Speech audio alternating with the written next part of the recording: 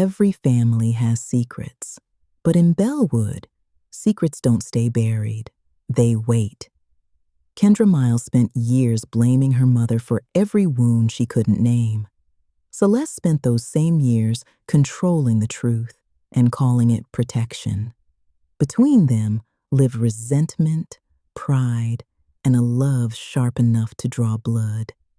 Then on the worst night of the storm, one message cracked their silence.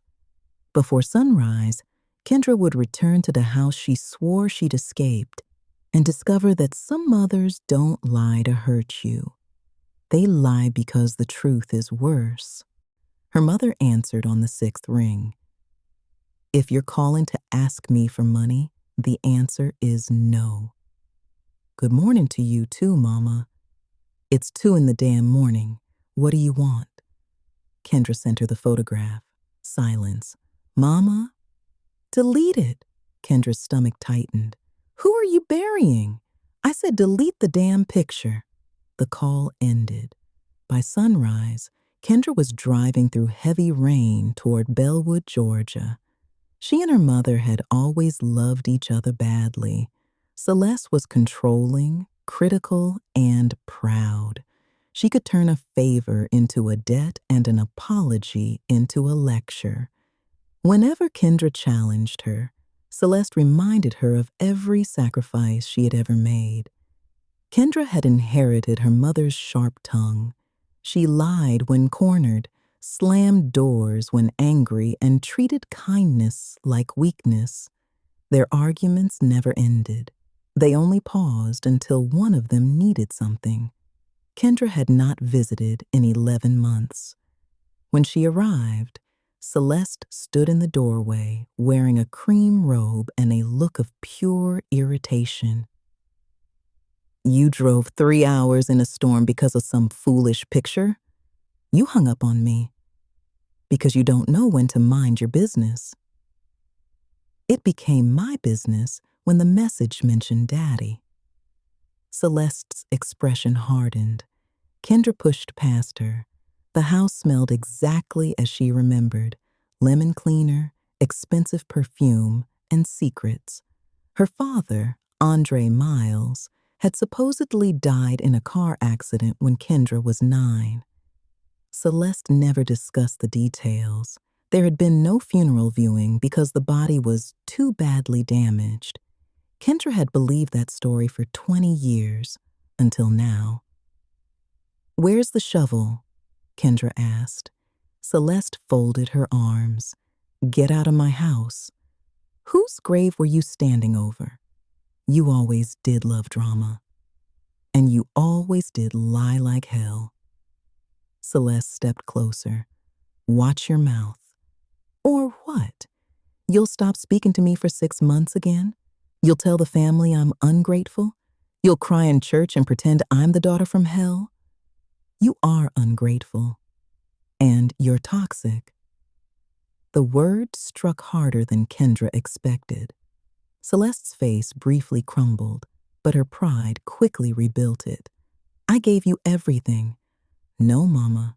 You gave me what you thought I should want, then punished me when it didn't make me happy. You spoiled little bitch. Kendra laughed bitterly. There she is. A loud crash came from the basement. Both women froze. Kendra slowly turned toward the basement door. Celeste grabbed her wrist. Don't. Who's down there? Nobody. Another crash. Then a man's voice called weakly from beneath the floor. Kendra? Her blood turned cold. She knew that voice. She had heard it in dreams, old birthday videos, and the only voicemail she still had from childhood. Daddy? Celeste tightened her grip. Kendra, listen to me. Kendra snatched her arm away and ran to the basement door. It was locked. Give me the key. No. Give me the goddamn key. Kendra, if you open that door, you cannot undo what comes next. Kendra shoved her mother aside, grabbed the heavy brass candlestick from the hallway table, and smashed the lock. The basement was dark and smelled of damp wood. At the bottom of the stairs, a man sat tied to a chair. He was older, thinner, and bleeding from a wound above his eyebrow, but alive. Andre Miles lifted his head. Baby girl. Kendra nearly collapsed. For 20 years she had mourned a man who had never been dead. She rushed toward him, but Celeste blocked the stairs. Don't touch him. Kendra looked at her mother with tears streaming down her face. You told me he died. I had to. You had to. Andre struggled against the rope. She kept me away from you. She stole my whole life.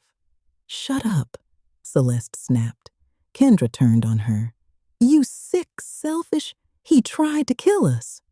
The room fell silent. Celeste walked down the stairs, suddenly looking older than her 54 years. The night he disappeared, your father came home drunk, she said. He accused me of cheating. He beat me in the kitchen while you hid beneath the table. Kendra shook her head. I don't remember that. You were 9. Your mind buried it. Andre's face twisted. She's lying. Celeste ignored him. You tried to protect me, she continued. You hit him with a fireplace poker. He fell, and there was blood everywhere. I thought you had killed him. Kendra stared at her trembling hands. Fragments returned. A broken glass, her mother screaming, her father crawling across the floor, a metal poker in Kendra's hands. I cleaned the house, Celeste said. I put him in the car and drove toward the lake, but he woke up. He promised that if I called the police, he would tell them you attacked him.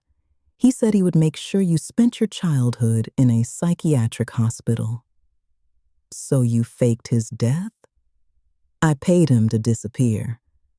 Andre laughed. She paid me because she wanted control. Celeste's eyes flashed. You took the money. And when it ran out, you refused to give me more.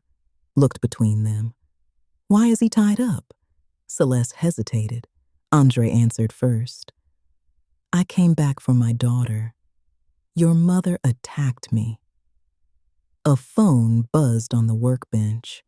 Kendra picked it up. The anonymous messages had been sent from that phone. She opened the photographs. There were dozens of pictures of Celeste taken through windows. Pictures of Kendra outside her apartment, her workplace, her car, and draft messages demanding $500,000. Kendra looked at Andre. You sent the photograph. I needed you to come home. You were stalking us. I was trying to expose her. Kendra scrolled farther and found a video recorded the night before.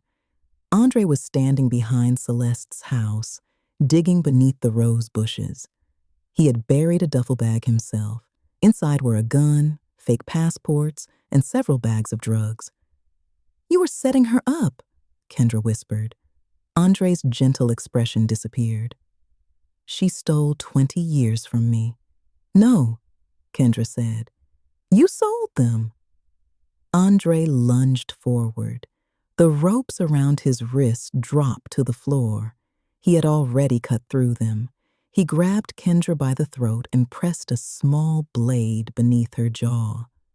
Celeste reached for the shovel leaning against the wall. Put that shit down, Andre warned. Celeste froze. You were never supposed to see me like this, baby girl, he whispered into Kendra's ear. But your mother made everything difficult. Kendra could barely breathe. What do you want? The money she owes me. I don't have it. You have a trust fund. Kendra looked at Celeste. Another secret. Celeste lowered her head. Your grandmother left it to you. I was going to tell you when you learned to be responsible.